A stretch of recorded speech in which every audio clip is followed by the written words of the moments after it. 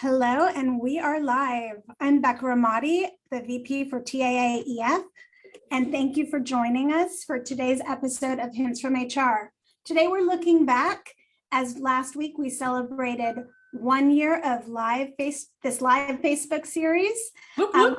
We wouldn't be here today without these two. And as always, I'm honored to get to work with the amazing Nicole Block with Brookfield Properties. Hello. And the equally amazing Blaze Spitaleri with Gemstar Construction. Hi, friends.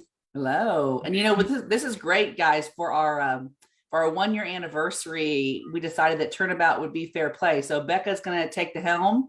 She is going to host our kind of 1 year look back and anniversary. So we're really excited to hear her point of view and for us to get asked the questions, which is going to be interesting.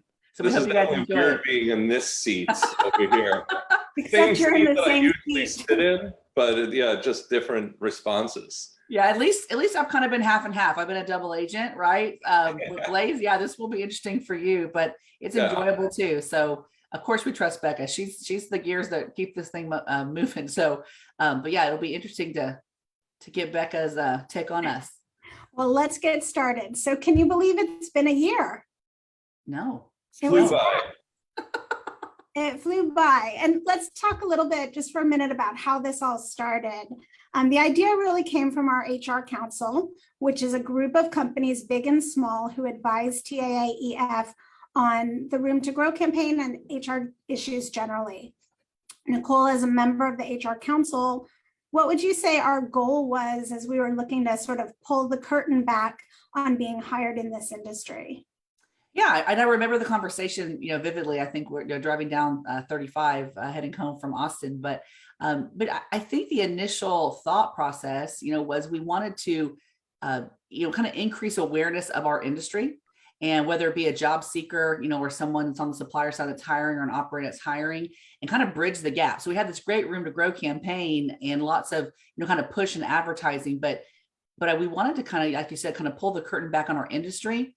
And it started like kind of hints from HR, and it's really evolved into just almost everything multifamily and beyond. So it kind of started as that little nugget to enhance the Room to Grow campaign and to really ensure that our message was getting out as an industry to people far and near, So I think that's kind of how it started, but it's really developed into something great.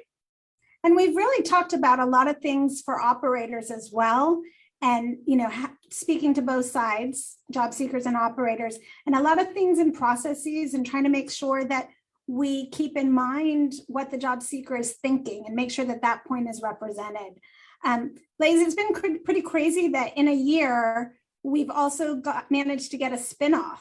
Yeah, that was actually one of the best episodes I think we had. And I think right when we were done with it, I remember that conversation between all of us and be like, I think that could be a series. So we had the How to Speak Maintenance series that got created out of Hints from HR. And Jason Fine has done a wonderful job with that. And if you haven't tuned into How to Speak Maintenance, I hope you do. It's based on the idea that everybody in multifamily should speak the maintenance language, get some better core values and understand the work of the maintenance team, what they do on a day in and day out basis, and get on the same level playing field so that everybody's aware of the hard work that goes in, get an understanding, better communication between the office and maintenance staff, and it will just give you a better overall experience for the resident. So again, that's hosted by Jason Fine, the National Maintenance Trainer Director for Camden. Yeah, and I remember that vividly after that was just one topic on Hints from HR, and all of us were just like, we're just barely scratched the surface. And as we talk a little bit more about what we're looking forward for 2022, there are lots of topics that were suggested to us, so we started to dig in on, but we really just scratched the surface. So yeah, really proud of Jason and that group, and and Becca for kind of spinning that off and supporting it, because it definitely takes a structure and it takes commitment to get these things pulled off. They don't just happen magically. So I think that it's been great to see that success of How to Speak Maintenance. It's a great podcast. I do want to add real quick. Thank you, Becca, for also inviting me on to do this show with you. In 2016, I remember we had a conversation at a Goodwill trade show, and I mentioned something about doing a podcast or something along these lines. It only took us a couple of years later, but I'm glad you remembered that conversation, and we got together to be part of this. Me too. Yeah. When you're looking for How to Speak Maintenance, you can find it on our TAAEF Facebook page. And also we have a YouTube channel, Texas Apartment Careers, and you can find all the videos and all of the Hints from HR series as well. So, oh, and a podcast. I know, I was gonna say, we're like official. I mean, we're like really a podcast, guys. Like I was gonna say, when are we getting to that? So both shows are available on podcast. Anywhere you find podcasts, Apple Music, Spotify, there's a long list of them. You can find Hints from HR and How to Speak Maintenance. You can also search for TAAEF and find both shows. So we're really proud of that and excited to have that format as well as a way to get these trainings and information. Thank you, Mike Rust, for suggesting a podcast, and thank you, Internet and YouTube, for making it possible. Thank you, Internet. Thank you, everyone. We should do an award show. That's right. Our That's award show. That's I love next. it. So looking back, we've covered a lot in a year, and it really feels like we've been on track, especially with where the country has been, where the workforce has been, and the industry. When we started, we did a lot of episodes talking about things like virtual interviewing and onboarding remotely. Then as things started to open up a little bit more, we talked about things like engagement and retention and wellness and mental health and burnout. So, how do you guys think we've done in terms of things that relate to where your companies are, where the industry is, and what else do we need to talk about? Gosh, there's so much there. I think that, to your point, we started at the heart of the pandemic, and we started, I think, out of necessity, a way to collaborate and communicate and really get a message out to an industry that was really on its ear. I think that, the whole world, but I'm speaking specifically to our industry. So it is interesting how our topics have evolved depending upon, what we are experiencing, in multifamily. So yeah, virtual interviewing, that was really new for a lot of people. And now it's how we do it all. You start to think about that. And I think being more intentional, some of the things that we had talked about is this intentional preparation, whether it be with the job descriptions and or emergency preparedness, or stepping back and designing, and what your culture needs to look and feel like, so that you can back into that if you hadn't focused on it before. So I think having a lot of those areas, I think unfortunately some of the pandemic showed our cracks and turned them into crevices, because it really did stretch, really a country, but really, in the world, really. But I think that you look at the culture and you look at interviewing and you look at the job seeker, and there's so much change that I think our topics kind of followed suit. We did get lots of great suggestions from our audience and from our board members and what they were struggling with. So I think we tried to stay as topical as we could for the times that we were experiencing. But it is kind of interesting. I know we'll talk about it here in a little bit, what is kind of come and gone, and what is here to stay. So that's kind of my thought on it. I know we'll talk about 2022 here in a little bit, but Blaze, what do you think as far as how we started and what we covered? I absolutely agree that this series was born out of necessity. And definitely how we evolved through it. I think overall too, we sped up to catch up and create. We have all new tools on our tool belts. That's a construction reference. We are prepared for a lot of obstacles now. And I think this show in itself, and the guests that we had on, we really had the opportunity to learn how individual companies and maybe overall what we were seeing and hearing and feeling. And we had so many different new strategies on how to approach what was going on in the world, how to look to the future. So I feel like we're always going to be a couple of steps ahead now because we're prepared a little bit better. And I just love to see where we're going to take this in 2022. And I know we're going to discuss a little bit later about maybe being a little more data driven and talk about what's really going on in our state. In our industry and maybe even other industries as well, and just how it affects us overall. Well- So I'm excited for what the future holds for us, and reflecting on the past, I think we did a great job. And Yeah, well, and actually, and all of our thinking, guests. yeah, well, I was going to say, going back to the guests, that was one thing I think that I'm really appreciative for is just perspective. I think that, I think when yes, this is born out of necessity. Yes, it was trying to get information and to kind of help to grow that Room to Grow campaign and get job seekers to the multifamily industry.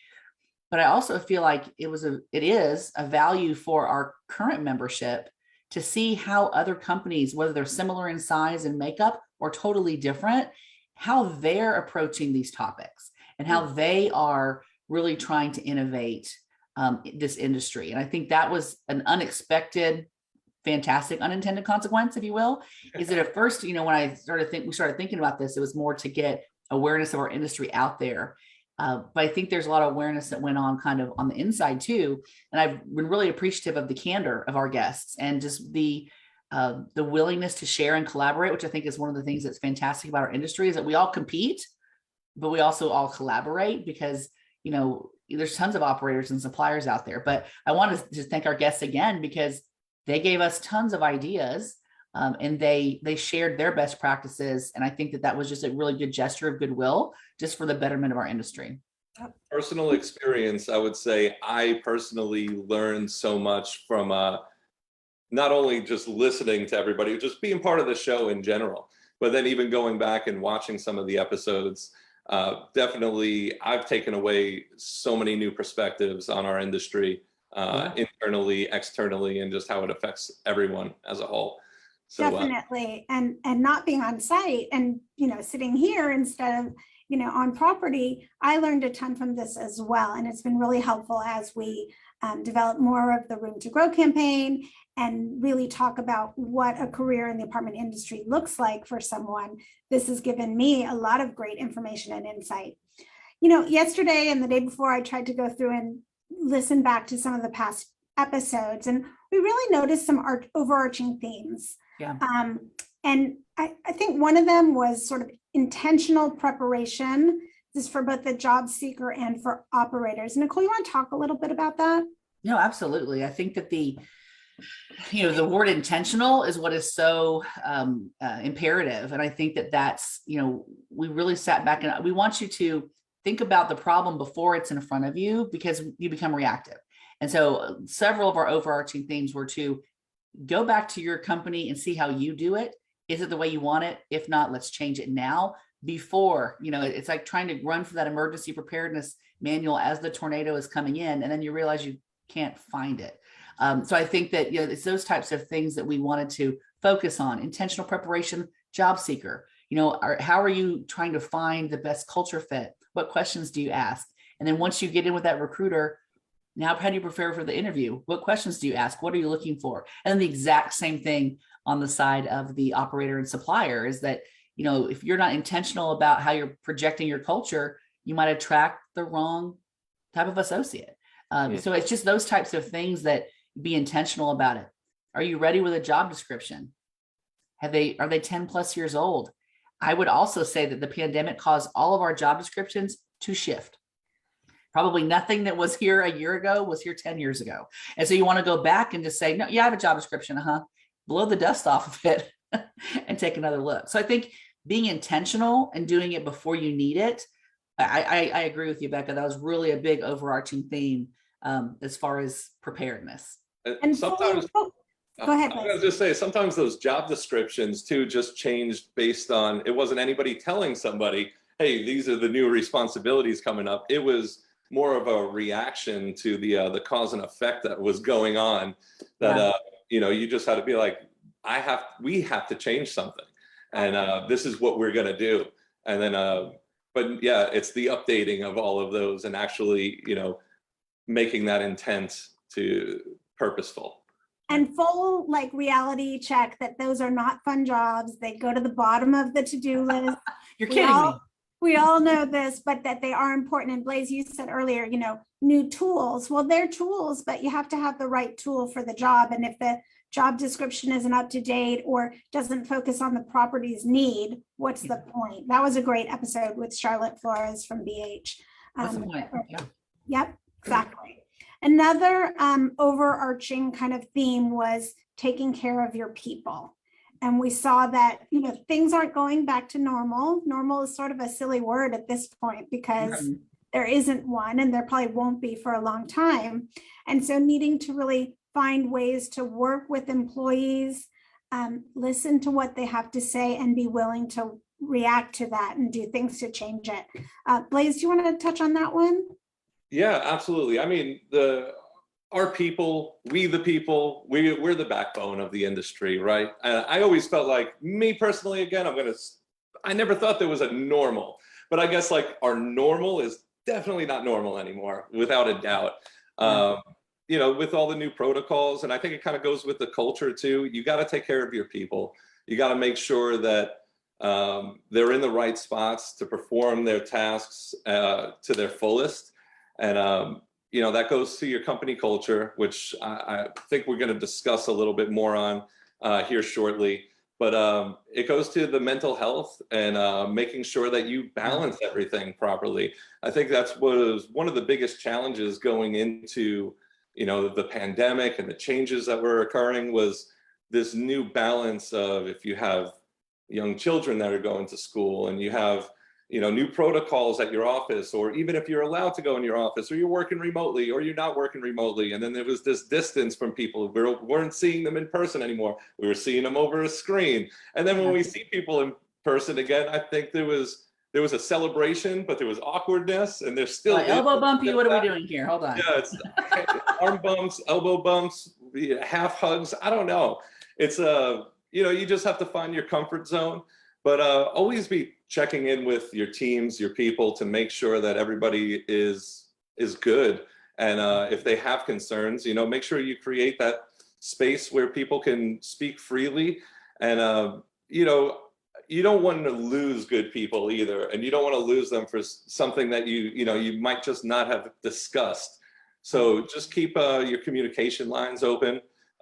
We have all forms of communication now, but I feel like what we miss sometimes is actually connecting to the heart to heart.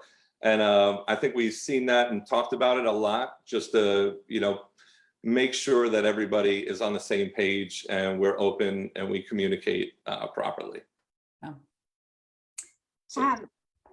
Thank you. That's great. And I think that's really important because we have a hard enough time finding talent to begin with. You don't want to lose it just as fast as you get it. So it's really important to listen and be willing to act and to retain your people. The other big theme that we saw over and over again was about culture, as Blaze alluded to. Culture matters. Nicole, do you want to talk on that? Being something I'm probably most passionate about, I would be happy to. Culture does matter. I would say sometimes it's not, it's everything. I think that's kind of like that foundation. And I think what we discussed too is, building the culture consistently. It's not something that is built in a day. It can be lost in a day. But I think that you have to constantly focus on all of those things that Blaze just mentioned. You have to really listen to your employees and then act on, they're giving you the answers to the test. They're telling you what they're looking for in a company, and you can act on a lot of those things. But I'd also say it's the way that they feel coming into work every single day. Do they feel appreciated? Do they feel heard? Do they feel like you are in the trenches with them, or you are pointing from above? And I think that what we talked about a lot was the leadership's responsibility and culture, because we are, again, we're a reflection of our sites and they're a reflection of us. And I think that when you're in a pandemic, you turn into just, emergencies only, very transactional. You're surviving instead of thriving. And I think a lot of people that didn't have a robust culture that was built really doubled down on that.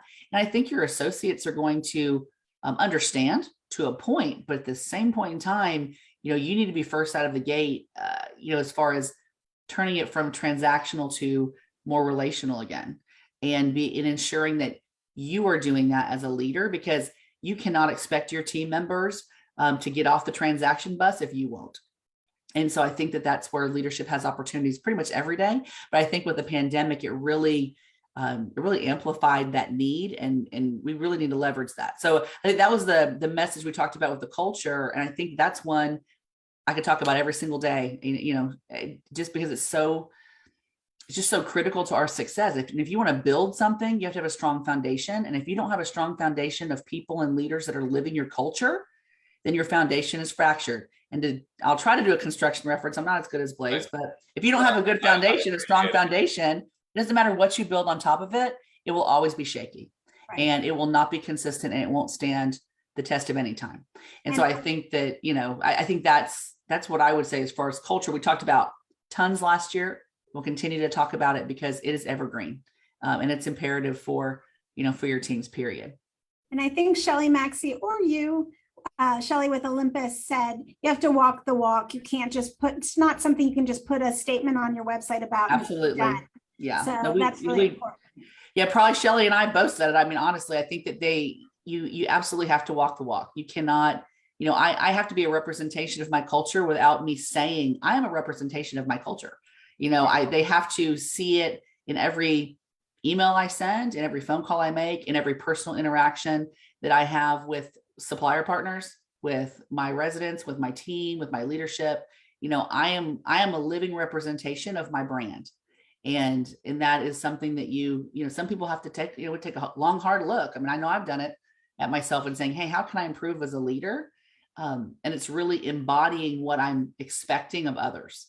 And so I think as far as the culture goes, if I'm not walking the talk, then I'm just going to lose credibility, with the team members that I support. And we can't afford as leaders to do that. Right. Well, I want to echo Nicole's thoughts about the guests and how fabulous and wonderful everyone was. While there are no favorite guests, there might have been a favorite episode where you learned something or something that was extra special for you. And I'm just curious to hear what was a meaningful episode for you. Blaze, I'm going to start with you. Sure. Actually, the one that I'm going to say was my favorite episode. They were all my favorite episode, but mine didn't really have a guest. It was the three of us when we met at TAA, and we discussed burnout. And that was my favorite episode. For one, it was the only episode we did all together. So I'm going to be cheesy with it. I know I was super excited to see y'all in person and actually do this all in person that day. And I felt like we just had a fun little vibe together. We had some bloopers, Becca, if you remember. So no bloopers, never. And the burnout episode, it really, touched base to, I think, the last couple of years, right? We went into a pandemic with uncertainty. We entered 2021 with a storm that crushed our state. And then we've just been gunning and running since then. And, just talking with everybody that I came across, it's like, how do you feel? It's like, I'm tired, I'm stressed, I'm this, I'm that. I can't take any time off because we're running. And people felt guilty about taking time off because they were like, I worked from home for a year. Like, I can't take a vacation, or I can't take time off. So everybody just felt like, and I feel like we're still in that mode, right? And that's just going to keep continuing on. And I think that's why we're reiterating that mental health, that burnout. But, we tried to find the peace in that, right? So that was my favorite episode, though, and it's because of y'all. Oh, that's nice. That was one of mine too. Nicole, what about you? I have two that kind of bring it full circle for me. So I would say the two episodes that I have kind of put down as most memorable would be the one that I had with one of my mentors, Tammy Martin. So, we talked about coaching and leadership and growth and development. And so it was really nice for me to, ask her questions and support, and because I've worked with her before, I know everything she's saying is completely valid. And so I think that, talking about what we learn as coaches, I learned so much more from my associates than they could ever teach me. And to hear her say the same thing really hit home, and so I've definitely been blessed to have her, as a mentor, most of my career, and hearing her approach and what her thoughts are on things was really interesting to see and hear and experience, because I got to experience it for so many years. And then on the flip side, I was able to interview one of my associates that I support. She's a general manager at Brookfield. Her name is Stacy Hasman. And so I had, someone that supported me and Tammy Martin, and then I had someone that I support in her current role when she spoke on DE&I. And it was just such a pride moment for me, as, her work mom. No, I'm kidding. I'm not her work mom. She might say that. But such a pride moment for me to see her, on her journey, which I imagine Tammy would kind of say the same thing about me. And so I seeing Stacy and how she's grown and she's really passionate about our industry, definitely a future leader in any association she wants to be involved with.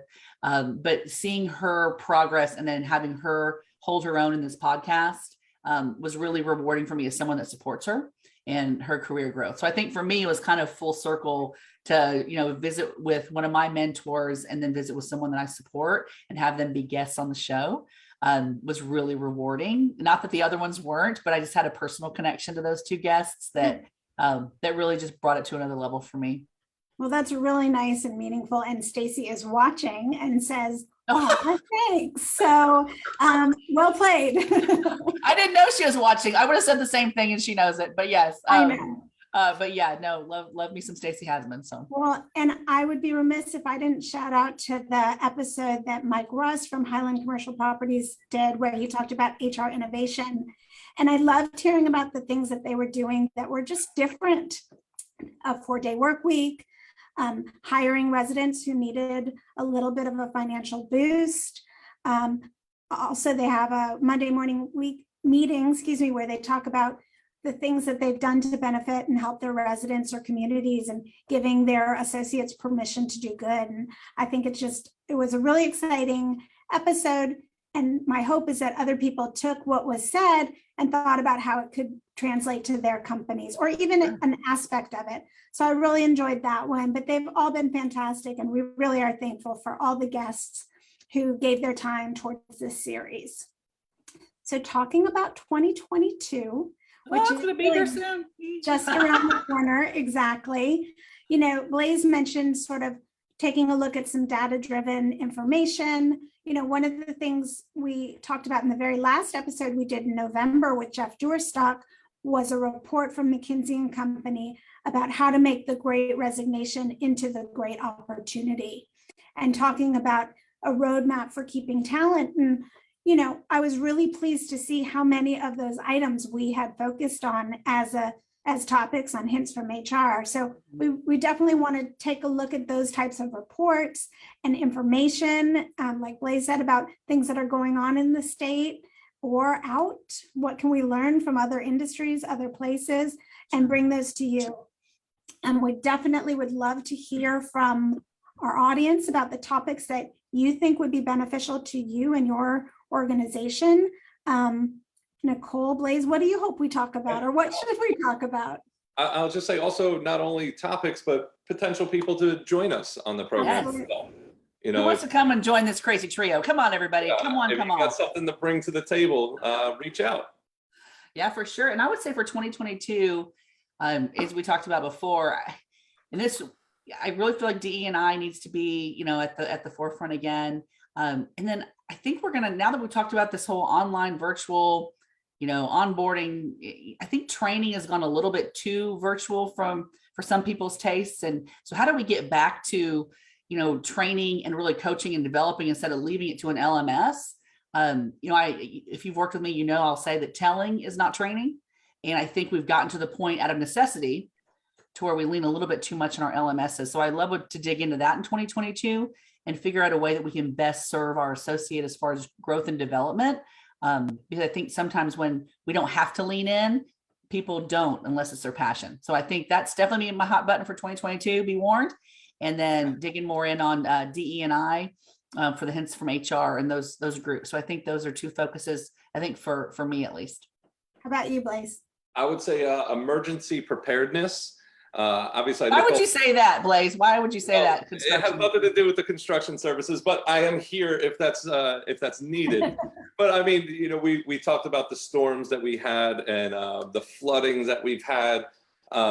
This Mother Nature we can't control. We just need to, be prepared, and that's really it. And then, the fact that we're building so much and our state is welcoming so many new residents nonstop. That we need to look at our buildings and our infrastructure in general too, because that's all cause and effect. Sometimes those storms we get extra flooding just because we're just throwing concrete down all over our city and taking up the green spaces and the drainages and the retention pond, whatever it is. So we just need to look at emergency preparedness I think that's really important because that will help us with another topic that I keep talking about is burnout, mental health, and wellness. To alleviate some of that stress and those headaches, we need to, be mindful to our own bodies and our own entities, that we need to take priority in ourselves and learn how to balance and just be the best people we can be in order to give out the best product that we can. Well, Becca, and as our time is coming to a close, we definitely want to hear yours, but I wanted to thank you. I know this is partly your brainchild, so look at this a year later, and thank you again for the opportunity. And I know we'll do great things in the future, but thank you for, spearheading all of this. And it's only just the beginning, but please, before we wrap up, I just want to make sure I said that, and then share with us your favorite, and then we can skidoo. Well, I'm excited for 2022. I think that this Facebook series, podcast, whatever you want to call it, there's a real need for it. And I think that we can continue to deliver some sort of shorter, training opportunities or listening opportunities. And I'm really excited to see what else we can do. I wanted to say thank you to you two all the time. Such a big part of my, COVID stormness, whatever. So thank you guys. I appreciate and adore you both so much. Feeling is mutual. Absolutely. Hints from HR will be back in January on January 12th. That's Wednesday at 12:15. And it's a long list, but I'd really like to quickly thank all of our guests: Matt Smith, Amanda Kyson, Shelley Maxey, Sarah Fox, Charlotte Flores, Jason Fine, Iris Sanchez, Cody Osterman, Delicia De La Rosa, Stephanie Naylor, David Lindley, happy birthday, David, Mike Rust, Tammy Martin, Christy DiCarlo, Sunny Margarita Jarita, Tova Sunny Jarita, Jason Cantu, Stacy Hassman, Stephanie Grant, and Jeff Doerstock. Thank you all so much and have a great day. Happy holidays, and we'll see you in 2022. Bye, guys. Thank you.